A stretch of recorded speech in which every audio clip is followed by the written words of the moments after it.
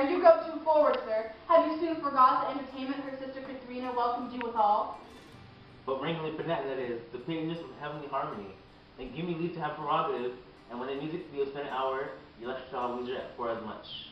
Preposterous ass, that never read so far to know the cause why music was ordained. Was it not to refresh the mind of man after his studies of usual playing? Then give me leave to read philosophy, and while I pause, serve in your harmony.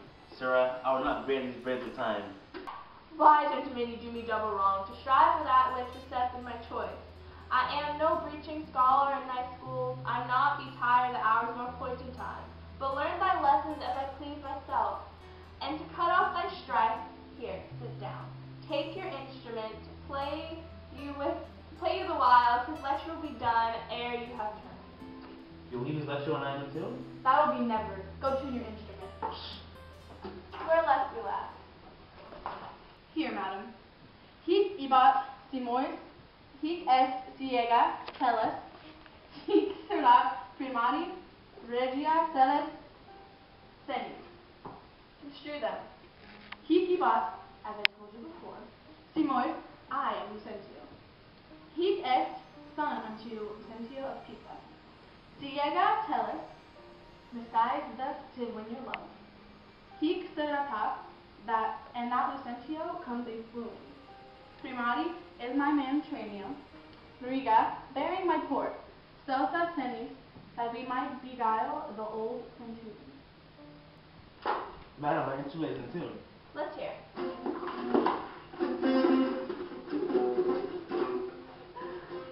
Oh, fear, the trouble jars. Spit in the hole, man. Tune again. Now, let me see if I construe it. Hic ibat simos, I know you not. Hic est siga tellus, I trust you not. Hic hestrat param, take heed we hear it not. Regime presume not, blessa senis despair not. Madam, it's now in tune. All with the bass. The bass is right. It's the bass that made the jars. How fiery and forward our pedant is. Now for my life that knave doth court my love. For that skill I'll watch you better yet. In time I believe, yet I mistrust. Mistrust it not, for sure, Aeacides was Ajax, called so from his grandfather. I must believe my master, else I promise you. I should be arguing still upon that doubt, but let it rest. Now, Lucio, to you. Good masters, take it not unkindly. Pray that I have been displeased with you both. You may go out now and give me a little while. I like to make no music in 3 parts. Are you so formal, sir? Well, I'm asleep. And walk withal, for but I be deceived, our 5 musicians go with amorous. Madam, before you touch the instrument, to learn the order of my fingering, I must begin with the rudiments of art. Yet read the gamut of Hortensio. Gamut I am, the ground of all chord. A re, to plead Hortensio's passion. B me, Bianca, take him for thy lord. Si fa tu, that love with all affection. D sol re, one cleft 2 notes have I. L la me, show pity or I die. Call you this gamut, too, I like it not. Old fashions please me best, I am not so nice, to change true rules for old inventions. Mistress, your father prays you leave your books and help to dress your sister's chamber. You know tomorrow is the wedding day. Farewell, these masters both. I must be gone. Farewell, my mistress, for I have no reason to stay. But I have cause to pry into this pedant. Methinks me looks as though he were in love. Yet thy thoughts, Bianca, be so humble, to cast thy wondering eyes on every state. Seize that rest, if once I find thee ranging. Hortensio be quilt, with thee be changing.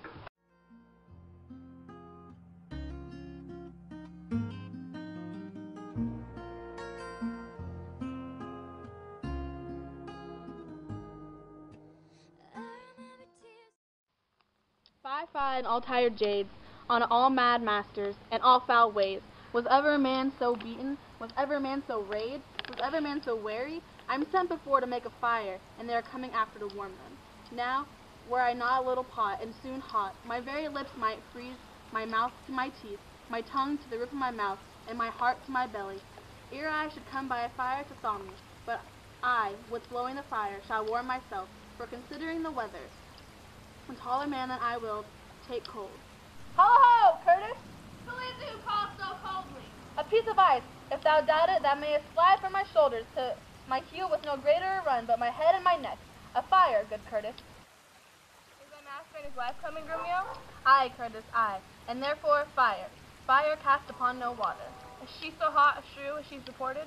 She is, good Curtis, before this frost, but thou knowest winter tames woman, man, and beast, for it hath tamed my old master, and my new mistress, and myself, fellow Curtis. Away, thee 3-inch fool!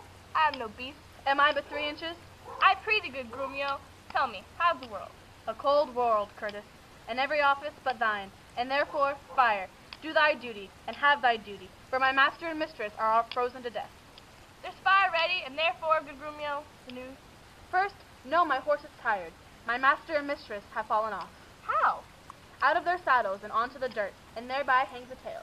Let's hack, good Grumio. Lend thine ear. Here? There. 'Tis to feel a tale, not to hear a tale. And therefore 'tis called a sensible tale. And this cuff was but not knock at your ear, and beseech listening. Now I begin. Imprimis, we came down a foul hill, my master, riding behind my mistress. Both of one horse? What's that to thee? Why a horse? Tell thou the tale, but hadst not crossed me, thou shouldst have heard how her horse fell, and she under her horse. Thou shouldst have heard in how merry a place, how she was bemoiled, how he left her with the horse upon her, how he beat me because her horse stumbled, how she waded through the dirt to pluck him off me, how he swore, how she prayed that never prayed before, how I cried, how the horses ran away, how her bridle was burst, how I lost my crupper, with many things of worthy memory which now shall die in oblivion, and thou return unexperienced to thy grave.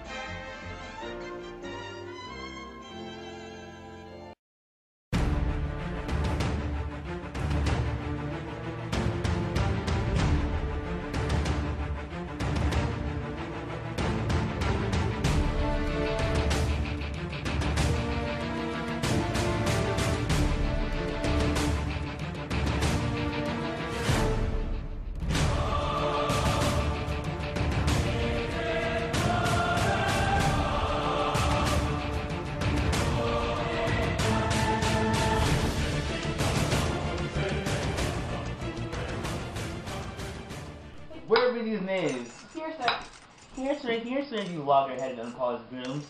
What, no attendance, no regard, no duty? Where's the foolish name I sent before? Here, sir, as foolish as before. You peasant swain, go fetch my supper. Food, sir. Be merry, Kate. Some water, here. What, ho? Where are my slippers? Shall I have some water? Come, Kate, and wash, and welcome heartily. You horse and beetle, let it fall? Kate, I pray you, 'twas a fault unwilling. A horse and beetle-headed, flap-eared knave. Come, Kate, sit down. I know you have a stomach. Will you give thanks, sweet Kate, or else shall I? What's this, mutton?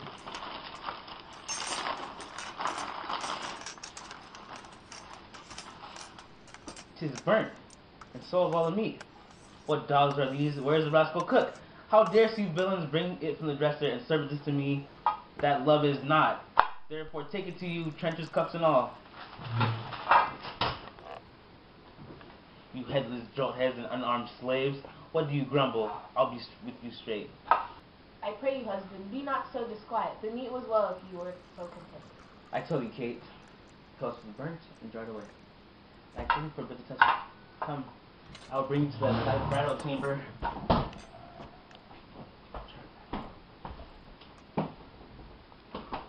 Thus I have quickly begun my reign, and 'tis my hope to end successfully. My falcon now is sharp and passing empty, and till she stoops, she must not be fully gold. For then she never looks upon her lord. Another way I have made my haggard. To make her come and know her keeper's call, that is to watch her as we will watch these kites. That bait and beat and will not be obedient. She eat no meat today, nor none she shall eat. Last night she slept not, nor tonight she shall not. And with the meat some undeserving fault. I'll find about making of the bed, and here I'll fling the pillow, there the bolster. This way the coverlet, another way the sheets. I in a business hurry, I intend that all is done and revenge care of her. In conclusion, she shall watch all night, and she chance to nod, I'll rail and brawl, and with his climber keeper still awake. This is the way to kill a wife with kindness. And thus I'll curb her, and mad and headstrong humorous. He knows no better how to tame a shrew. I let him speak to share you the show.